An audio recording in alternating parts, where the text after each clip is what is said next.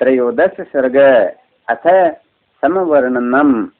श्री वशिष्ठ जी ने कहा, हे राम जी, इसी ज्ञानवान महात्माओं की इसी स्थिति से रहना चाहिए। ऐसा करने से ज्ञान पुष्ट हृदय पुरुष को फिर कभी संसार के इष्ट अनिष्ट कर्म विचलित नहीं कर सकते। जिन पुरुषों को इस प्रकार आत्मा पद की प्राप्ति हुई है, वे परम आनंदित हुए हैं, कभी शोक नहीं करते, किसी प्रकार की याचना नहीं करते, उपाधि रहित परम शांत रूप अमृत से पूर्ण है। ये पुरुष नाना प्रकार की चेष्टा करते देखने में आते हैं, परंतु कुछ नहीं करते। उनकी मनोवृत्ति जहाँ जहाँ होती है, वहाँ वहाँ ही उन्हें आत्मसत्ता भासती है, अर्थात वे सचेष्ट होने पर भी समाधिस्थ होते हैं। यत्र यत्र मनो याति तत्र तत्र समाधये। वे आत्मानंद से परिपूर्ण है। जैसे पूर्णमासी का चंद्रमा पूर्ण रहता है, ऐसे ही ज्ञानवान आनंद से पूर्ण रहता है। राम जी, ये जो मैंने आपको अमृत रूप वृत्ति कही है, इसको जब जान लोगे तब तुम्हें साक्षात्कार होगा। जब जिसको आत्मज्ञान की प्राप्ति होती है, तब उसके सब दुख निर्मल हो जाते हैं। जैसे चंद्रमा के मंडल में अंधकार नहीं होता, ऐसे ही ज्ञानी को शांति कभी नहीं होती। अज्ञानी लोग जो भी काम करते हैं, उसी में दुख पाते हैं। हे राम जी, इस जीव को मूर्खता के कारण अनेक दुख पाने पड़ते हैं। सबसे बड़ा दुख तो है ही मूर्खता। ऐसा विचित्र दुख और कोई नहीं। संसार में तो मूर्ख की निंदा होती ही है, शास्त्रों ने इसकी बड़ी निंदा की है। महापुरुषों का अनुभव ये कहता है कि संसार में ऐसी कोई विपत्ति नहीं जिसमें मूर्खता के दुख के समान दुख हो। यह मूर्खता अति दुख देने वाली बीमारी है। हे राम जी, जिस पुरुष को आत्म तत्व की जिज्ञासा हो और वह हाथ में खप्पर लेकर चांडाल के घर में भिक्षा लेने जाए, तो उसको भी परमेश्वरवान मानना चाहिए। मूर्खता से राजा बनकर भी जीना व्यर्थ है। उस परम मूर्खता को दूर करने के लिए मैं तुम्हें मोक्ष का उपाय कहता हूँ। हे राम जी, यह मोक्ष का उपाय परम बोध का कारण है। कुछ बुद्धि संस्कारी होनी चाहिए, अर्थात जिसको बुद्धि पदार्थ ज्ञान रखती है, वह पुरुष मोक्ष प्राप्ति के लिए ब्रह्म विद्या का विचार करे तो उसकी मूर्खता नष्ट हो जाएगी तथा उसे मोक्ष की प्राप्ति होगी। जैसा आत्मबोध का कारण यह वेदांत शास्त्र है, ऐसा त्रिलोकी में कोई नहीं। इसमें नाना प्रकार दृष्टांतों सहित इतिहास है। इस शास्त्र में प्रविष्ट होकर जब विचार पूर्वक इसका अध्ययन करोगे, तब तुम्हें प्रमाण की प्राप्ति होगी। ज्ञान रूप अंधकार को दूर करने के लिए ज्ञान रूप फलाका है। जैसे सूर्य अंधकार को नाश करता है, ऐसे ही इस शास्त्र का विचार ज्ञान को नाश करता है। हे राम जी, जिस प्रकार जिज्ञासु का कल्याण होता है, सुनो। ज्ञानवान गुरु शास्त्र का उपदेश करे और जिज्ञासु को अपने अनुभव से भी काम लेना चाहिए। जब गुरु और शास्त्र तथा अपना अनुभव ये तीनों इकट्ठे मिले, तब इसका कल्याण होता है। जब तक अकृत्रिम आनंद की प्राप्ति नहीं हुई, तब तक दृढ़ अभ्यास करना आवश्यक है। उस अकृत्रिम आनंद को प्राप्त कराने वाला गुरु मैं हूँ। जीव मात्र का मैं मित्र हूँ। हमारी संगति से जीव को परमानंद की प्राप्ति होती है। इसलिए जो कुछ हम कहे उसे तुम्हें करना चाहिए। हे राम जी, ये सांसारिक भोग क्षण भंगुर है, अतः इनका त्याग करना चाहिए, क्योंकि विषयों का परिणाम दुखदायक है। इनको दुख रूप जानकर छोड़ दो और हमारे जैसे ज्ञानवानों का संग करो। हम जो कुछ कहें उस पर विचार करोगे तो तुम्हारे सब दुख निर्मूल हो नाश हो जाएंगे। हे राम जी, जिस पुरुष ने हमारी बातों पर श्रद्धा सहित प्रेम के साथ विश्वास किया है, उसको आनंद पद की प्राप्ति हुई है, अर्थात जिस आनंद से ब्रह्मादि आनंदित है और ज्ञानवान जिसे आनंदित हुए हैं, उसी परमानंद से वे भी आनंद सरोवर हो जाते हैं। इसलिए उत्तम पुरुष वही है जिसने मानव शरीर को व्रता विषयों में न गंवाकर संयम के साथ कामादि शस्त्रों को प्राप्त करके हमारे जैसे ज्ञात गए महात्माओं की शरण में आकर अपना आत्मपद प्राप्ति रूप कार्य सिद्ध कर लिया है।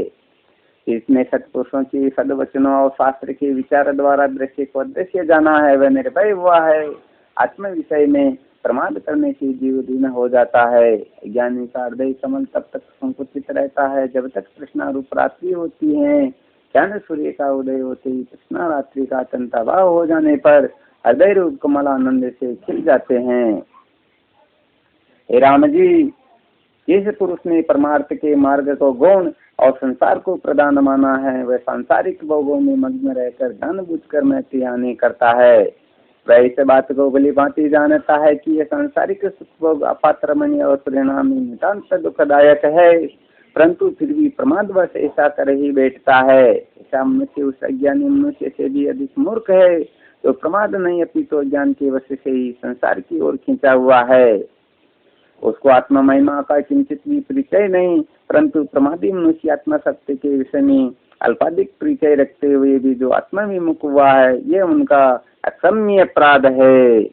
राम जी, ये संसार आपत्तियों का समुद्र है, इसमें पड़े हुए लोगों में जो कोई श्रेष्ठ पुरुष है, वे सत्संग और सत्यशास्त्र ब्रह्म विद्या के विचार के आधार से इसके पार पहुंच जाने का प्रयत्न करते हैं और सफल हो जाते हैं। यद्यपि उनको इस अगाध दुख जल नदी से पार होने के लिए अत्यधिक परिश्रम करना पड़ता है, परंतु उस परिश्रम का प्रतिफल भी उन्हें उस प्रयास के अनुकूल अथवा उसे भी कहीं बहुत अधिक प्राप्त हो जाता है, अर्थात परमानंद की प्राप्ति से वे कृतार्थ हो जाते हैं। उनकी प्रतिदिन की खटपट ही मिट जाती हैं। आत्मज्ञान के बिना दुख नाश का उपायांतर कोई है ही नहीं। संसार सुखों में आसक्त मनुष्य संसार के सुख साधनों से अजर अमर होना चाहता है, परंतु कागज की नाव से नाव का काम कैसे लिया जा सकता है। एक प्रकार की विपरीत भावना वाला मनुष्य दुख से महादुख, कष्ट से अति कष्ट तथा नरक से घोर नरक रूप दुरावस्था को ही प्राप्त होता है। जो मानव विश्व को विष जानकर भी पान करना चाहे, उसको कौन बचा सकता है। इसलिए संसार को सत्य जानकर फिर संसार की ही ओर झुकना महामूर्खता है।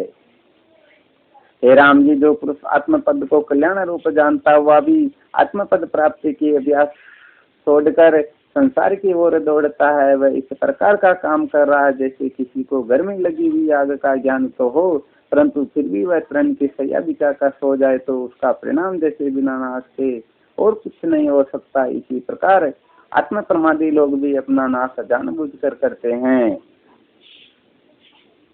जिन संसार के पदार्थों को देख कर मनुष्य इतना रागवान होता है, तजन्य सुख तो बिजली की चमक मात्र है, क्षण स्थायी नहीं क्षण भंगुर है, जो वस्तु होकर नहीं रहती अर्थात अस्थिर नहीं है, उसका भान मात्र भी नहीं के समान है।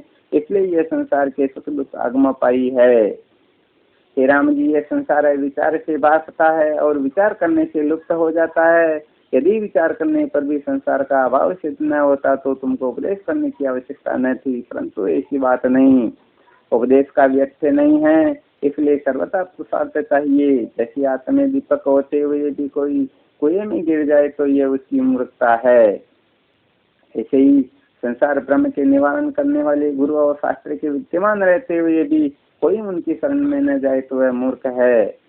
हे राम जी, जिन पुरुषों ने सत्संग और सत्य शास्त्र के विचार द्वारा आत्मपद प्राप्त कर लिया है, वह पुरुष केवल्य भाव को प्राप्त हुए हैं, उनका संसार ब्रह्म निवृत्त हो चुका है।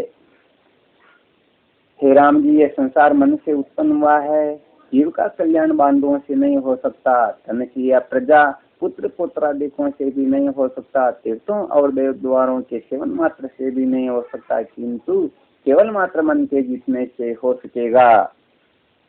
हे राम जी, जिसको ज्ञानवान परम पद कहते हैं तथा जिसको रसायन कहा जाता है, इसको पा लेने से जीव अजर अमर और सर्व सुखपूर्ण हो जाता है, यही ज्ञान वस्तु है।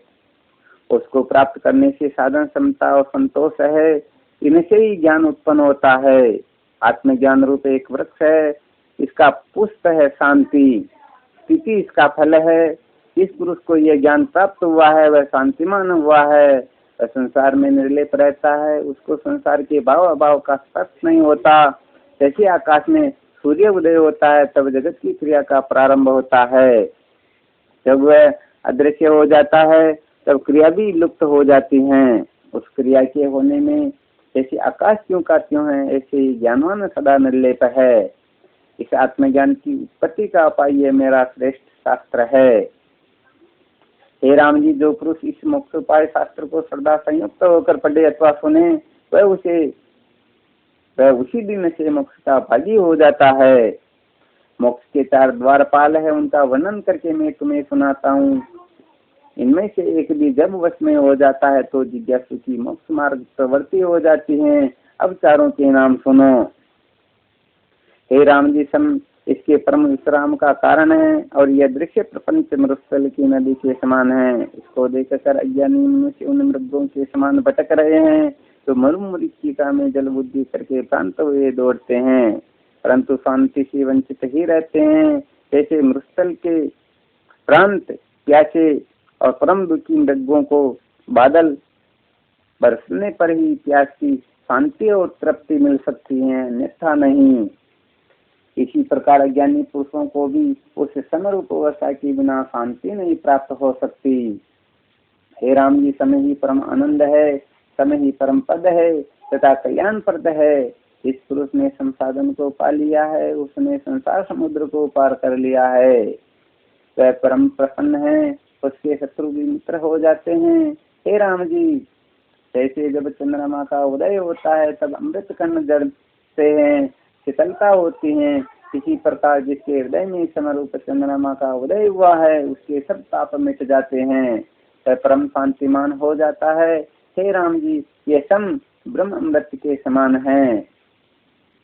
सम के साक्षात्कार से मानव की परम स्वभाव होती है, ऐसा आनंद अमृत पान से नहीं मिल सकता। ब्रह्मांड के लक्ष्मी के प्राप्त होने पर भी इस अनिर्वचनीय सुख के शतांश की तुलना नहीं हो सकती। हे राम जी, प्राणों से भी अधिक प्रिय स्त्री पुत्र मित्र भाई बंधु आदि कोई संबंधी हमसे युक्त होकर वर्षों से अज्ञात हो गया हो, अकस्मात उसका हमारे साथ मेल हो जाने पर जो महान आनंद प्राप्त हो सकता है वह भी सम के सम नहीं है। हे राम जी, श्रवण मनन और निध्यासन से अतिरिक्त अन्य सभी विषयों से मन के नितांत निवृत्त हो जाने का नाम सम है। इसी संसाधन के पूर्ण रूप से प्राप्त हो जाने पर समस्त विघ्न बाधाओं का निर्मूल नाश हो जाता है। सम के प्रताप से निर्मल हुए मनो मंदिर में अनेक दिव्य गुण रूप परमार्थ सत्यों का आभास होने लगता है। इंद्रियों के स्रोत परम सात्विक हो जाते हैं, मनुष्य परमानंद का अनुभव करने लगता है। वास्तव में यह संसाधन समस्त साधनों का परिणाम रूप है। आत्म साक्षात्कार के लिए जिस संग के हृदय की आवश्यकता होती है उसका निर्माण करता सम है। सच पूछो तो इसी को ब्रह्म साक्षात्कार करने में कोई विशेष अतिशयोक्ति नहीं, परंतु इस प्रमोक्ष साधन को प्राप्त करना महान कठिन और यत्न साध्य है। इसके प्राप्त हो जाने पर मनुष्य के अंदर विचार करने की शक्ति आ जाती है और इसके अनंतर बारी भी विचार की ही आती है, परंतु विचार पूर्वक देखा जाए तो ये दोनों न्यूनाश्रित है। यदि संसाधन की सिद्धि हो जाने पर विचार की उत्पत्ति कही जाती है तो सम की उत्पत्ति भी बिना विचार के नहीं हो सकती। अतः सम की प्राप्ति के लिए भी विचार की आवश्यकता है। विचारहीन मनुष्य संसार की अनेक प्रकार की भूल भुलैया में पड़ा हुआ जो अनेक विचित्र दुख भोग रहा है, यह उन बेलगाम स्वच्छंद विचार शून्य मन की बहकाई हुई विषय परवश अजित इंद्रियों की ही कृपा का कुफल है। विचारमान की सूक्ष्म चेष्टा भी सम संपन्न मन की सावधानता में संपन्न हो रही है। अतः संसाधन की प्राप्ति के लिए बहुत फूंक फूंक कर चलने की आवश्यकता है, जो अति कठिन कार्य है। जैसे नदियों के प्रवाह उल्टे नहीं बहाए जा सकते, उनको ऐसा रूप देने में असीम कठिनता है। इसी प्रकार संसाधन की प्राप्ति के लिए भी इंद्रियों पर विजय पाकर विचार से काम लेना पड़ता है। अतः संसाधन जितना आनंद प्रद है उतना ही दुर्लभ है। पूर्ण संयत पुरुष ही यथार्थ समवान हो सकता है। इस पुरुष के समस्त इंद्रिय वेग सम के शीतल प्रताप से शुद्ध प्रबुद्ध तथा परम शांत हो चुके हैं, उसके समान स्वर्गस्थ सुरेश तथा मर्त्यलोक विश्व सम्राट कभी सुखी नहीं है। समवान पुरुष की तेजिग्नि से ही उसके विविध ताप जल करने से ऐसे हो जाते हैं। समवान पुरुष ही ब्रह्म साक्षात्कार का अधिकारी है तथा रूपांतर से यह समवता ही ब्रह्म साक्षात्कृति है। जैसे वज्रशिला को बाण नहीं भेद सकता, इसी प्रकार जिस पुरुष ने समरूप कवच धारण किया है उसका आध्यात्मिक आदि दुख स्पर्श नहीं कर सकते, वह सर्वदा शांत रूप रहता है। हे राम जी, संसार में बड़े बड़े तपस्वी विद्वान कर्मकांडी यज्ञ तथा सकल शास्त्र निष्णात विलक्षण पुरुष देखे जाते हैं, जिनकी जगत में बड़ी महिमा तथा मान सम्मान होता है, परंतु जो पदवी सममान किए उसको दूसरा कोई प्राप्त नहीं कर सकता। समवान पुरुष तो इन बड़े बड़े विद्वानों और कर्मकांडियों के भी पूजने योग्य हैं। उसकी मनोवृत्ति आत्मक तत्वाकार होने से अति सुशोभित होती हैं। इसके अंतःकरण में शब्द स्पर्श रूप रसगंध ये पांचों विषय राग द्वेष द्वारा किसी प्रकार की इस अनिष्ट अवस्था उत्पन्न नहीं कर सकते, उसको समवान कहा जाता है। वह महापुरुष अब संसार के रमणीय पदार्थों की चकाचौंध के प्रलोभन से बाहर निकल चुका है, उस पर अब इस जगन मोहिनी माया के जादू का प्रभाव नहीं पड़ सकता। वह संसार स्वप्न से जागृत अवस्था में आ चुका है। वह शुद्ध निर्लेप परब्रह्म रूप है। उसके दर्शन मात्र से संसारी मनुष्य भी वैराग्य की ओर झुकने लगता है। उसके वचन तो वेद वाक्यों से आशा रखते हैं। सम्मान पुरुष जल में कमल के समान निर्लेप रहता है। हे राम जी, संसार समुद्र से पार होने की इच्छा वाले पुरुष को सम्मान होना चाहिए। इति श्री योगवासिष्ठे मुमुक्षु प्रकरणे सम निरूपणम नाम त्रयोदश सर्ग।